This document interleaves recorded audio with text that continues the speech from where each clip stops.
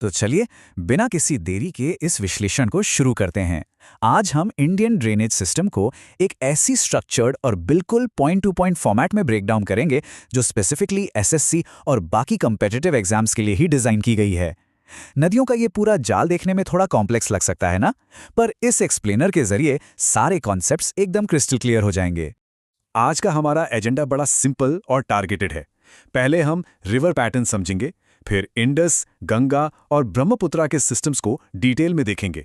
उसके बाद important cities को कवर करेंगे और आखिर में एक रैपिड फायर प्रैक्टिस क्विज होगा ताकि आज का सारा नॉलेज दिमाग में बिल्कुल लॉक हो जाए। तो चलिए बढ़ते हैं अपने पहले सेक्शन की तरफ, रिवर ड्रेनेज पैटर्न्स। आखिर नदियों के बहने के बेसिक नियम क्या हैं? किसी भी नदी के सिस्टम को समझने से पहले उसके बहने का ज्योमेट्री समझना बहुत जरूरी है। अब यहाँ कुछ सिंपल एनालॉजीज इन टेक्निकल टर्म्स को बिल्कुल आसान बना देती हैं। जैसे डेंड्रिटिक पैटर्न, इसे एक विशाल पेड़ की जड़ों की तरह सोचिए। ट्रेलिस पैटर्न बिल्कुल एक सिटी के स्ट्रीट ग्रिड जैसा होता है जहां नदियां राइट एंगल्स पर मिलती हैं। रेडियल पैटर्न एक साइकिल के पहिए के स्पोक्स जैसा है जहां पानी एक सेंट्रल हाई हब से बाहर निकलता है। और सेंट्रिपिटल, यह बिल्कुल एक ड्रेन में घूमते हुए पानी जैसा है जो एक सेंट्रल बोल में आकर गिरता है। ये एनालॉजीज सीधे एग्जाम्स में मार्क्स दिलवाती हैं। और देखिए, यही जियोग्राफी आगे चलकर इंडिया के ड्रेनेज सिस्टम का सबसे फंडामेंटल डिवीजन तय करती है। एक तरफ है अपनी हिमालयन नदियां, ये पेरेनियल है, यानी साल भर बहती हैं क्योंकि इन्हें ग्लेशियर से फ्रेश पानी मिलता रहता है और इनका रास्ता लंबा होता है। दूसरी तरफ आती हैं पेनिनसुलर नदियां, जो सीजनल होती हैं, पूरी तरह बारिश पर निर्भर करती हैं और इनका फ्लो छोटा और थोड़ा शैलो होता है। अब आते हैं सेक्शन 2 पर, द इंडस रिवर सिस्टम, जिसे हम पश्चिमी जीवन रेखा भी कह सकते हैं। इंडस एक बहुत ही मेजर हिमालयन सिस्टम है और कॉम्पिटिटिव एग्जाम्स के लिए इसके एग्जैक्ट ओरिजिन्स और लोकल नेम्स याद रखना सबसे क्रूशियल पॉइंट है। इसकी टोटल लेंथ करीब 2880 किलोमीटर्स है। ये निकलती है तिब्बत के बोखारचू ग्लेशियर से और तिब्बत में इसे सिंगी खम्बान कहा जाता है, जिसका मतलब है शेर का मुख। ये छोटे छोटे फैक्ट्स सीधे मल्टीपल चॉइस क्वेश्चंस बनकर आते हैं। ज्योग्राफी के अलावा इसका जियोपॉलिटिकल एस्पेक्ट भी उतना ही जरूरी है। 1960s की इंडस वाटर ट्रीटी का ये 80-20 फॉर्मूला देखिए। वेस्टर्न रिवर्स यानी इंडस, झेलम और चिनाब का 80% पानी पाकिस्तान के लिए और 20% इंडिया के लिए तय हुआ। वहीं ईस्टर्न रिवर्स रवि, ब्यास और सतलज में एग्जैक्टली उल्टा है। 80% पानी इंडिया को और 20% पाकिस्तान को मिलता है। अब अगर पंजाब की ज्योग्राफी को पूरी तरह मास्टर करना है तो पहले इस दुआब शब्द को पकड़ना होगा। दुआब दरअसल उस उपजाऊ जमीन को कहते हैं जो दो नदियों के बिल्कुल बीच में आती है। इसे ऐसे इमेजिन कीजिए जैसे दो चाकों के बीच रखा एक पाए का स्लाइस। ये आसपास की सबसे फर्टाइल जमीन होती है। इन 5 स्पेसिफिक दुआब्स को याद रखने की एक जबरदस्त ट्रिक है और वो इनके नामों में ही छिपी है। जैसे जेच दुआब झेलम और चिनाब से बना है, रचना रवि और चिनाब से, बारी ब्यास और रवि से, और बिस्ट ब्यास और सतलज से, और हाँ, सिंध सागर दुआब जो इंडस और झेलम की बीच है। ये टेबल मैच द फॉलोइंग वाले सवालों के लिए एक परफेक्ट मेमोरी टूल है। बढ़ते हैं सेक्शन 3 की तरफ, the mighty Ganga basin, Bharat की सबसे लंबी और विशाल नदी। गंगा बेसिन की शुरुआत होती है गंगोत्री ग्लेशियर से। टोटल लेंथ है 2525 किलोमीटर्स। लेकिन क्या आपने कभी सोचा है कि इसका पानी हमेशा फ्रेश क्यों रहता है, खराब क्यों नहीं होता? इसका सीक्रेट है इसमें मौजूद बैक्टीरियोफेज वायरसेस जो हार्मफुल बैक्टीरिया को पनपने ही नहीं देते। ये क्वेश्चन एग्जाम्स का एक ऑल टाइम फेवरेट ट्रिविया है। आगे चलकर फरक्का के पास ये नदी 2 ब्रांचेज में स्प्लिट हो जाती है, पद्मा और भागीरथी हुगली।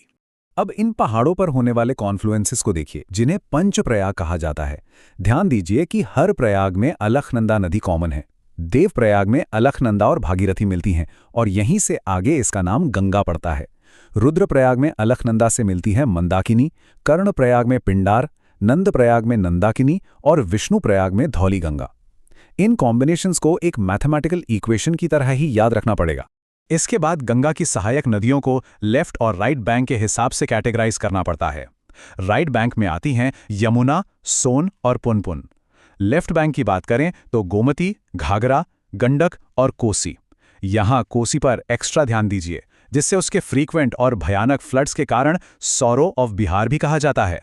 अब आते हैं चौथे सेक्शन पर, द ब्रह्मपुत्रा रिवर नेटवर्क, एक बहुत ही पावरफुल पूर्वी नदी।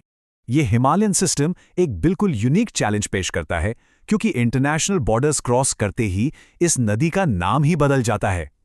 तिब्बत में यह है यारलुंग सांगपो। इंडिया के अरुणाचल प्रदेश में एंटर करते ही बन जाती है दिहांग या सियांग। असम आते आते हम इसे ब्रह्मपुत्र बुलाते हैं और बांग्लादेश में घुसते ही ये जमुना हो जाती है। ये पूरा टाइमलाइन सीक्वेंस एग्जाम्स में लगातार पूछा जाता है। ब्रह्मपुत्र से जुड़े कुछ सुपरलेटिव फैक्ट्स नोट कर लीजिए जो पक्का ऑब्जेक्टिव टेस्ट में दिखते हैं। दुनिया का सबसे बड़ा रिवर आइलैंड माजुली इसी नदी पर स्थित है और असम को अरुणाचल प्रदेश के जोड़ने वाला फेमस ढोला सादिया ब्रिज भी इसकी एक ट्रिब्यूटरी लोहित नदी पर बना हुआ है। चलिए अब 5वें सेक्शन की बात करते हैं, इंपॉर्टेंट सिटीज ऑन रिवर्स। ये absolutely high yield exam facts हैं। इन मेजर शहरों को उनके वाटर सोर्सेज के साथ एक्यूरेटली मैप करना हर सीरियस एस्पिरेंट के लिए बेहद जरूरी है। लखनऊ बसा है गोमती नदी के किनारे। उज्जैन जहां कुंभ लगता है वो है शिप्रा के तट पर। अयोध्या है सारयू पर। हैदराबाद मूसी नदी पर और अपना श्रीनगर झेलम पर स्थित है। इसे तो पूरी तरह से रट लीजिए। तो लो जी, आ गए हम अपने आखिरी सेक्शन पर, एसएससी एग्जाम प्रैक्टिस क्विज। अब वक्त है एक्टिव रिकॉल टेस्ट का। चलिए देखते हैं कितना याद रहा। पहला सवाल, इंडस नदी की ऐसी कौन सी ट्रिब्यूटरी है जो पूरी तरह इंडिया के अंदर बहती है और पाकिस्तान में बिल्कुल एंटर नहीं करती? सोचिए थोड़ा। जवाब है बियास रिवर। बड़ी वेस्टर्न रिवर्स के बीच ये एक कंप्लीटली यूनिक एक्सेप्शन है। दूसरा सवाल, गंगा की कौन सी लेफ्ट बैंक ट्रिब्यूटरी को लगातार आने वाले बाढ़ के कारण सौरो ऑफ बिहार कहा जाता है? हाँ, बिल्कुल सही सोचा, वो है कोसी नदी जो नेपाल हिमालय से निकल कर आती है। तीसरा सवाल, पवित्र तीर्थस्थल रुद्रप्रयाग अलकनंदा और किस दूसरी नदी के संगम पर बनता है? वो इक्वेशन याद कीजिए। सही जवाब है मंदाकिनी नदी।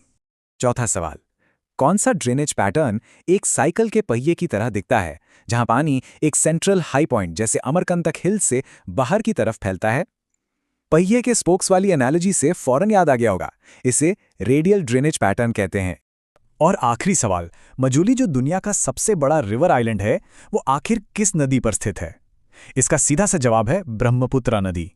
और बस इसी के साथ हमारा नदियों का मैक्रो से माइक्रो तक का ये एनालिसिस पूरा होता है। जाने से पहले एक बात जरूर सोचिएगा, सदियों से ऐसे ही बहती हैं विशालकाय नदियों का नक्शा क्या बदलते जलवायु और ग्लोबल वार्मिंग की वजह से आने वाले वक्त में अचानक बदल जाएगा? ये ऐसी चीज़ें जिस पर ध्यान देना ज़रूरी है। खैर, उम्मीद है आप अपने आने वाले एग्जाम्स के लिए पूरी तरह तैयार हैं। All the best.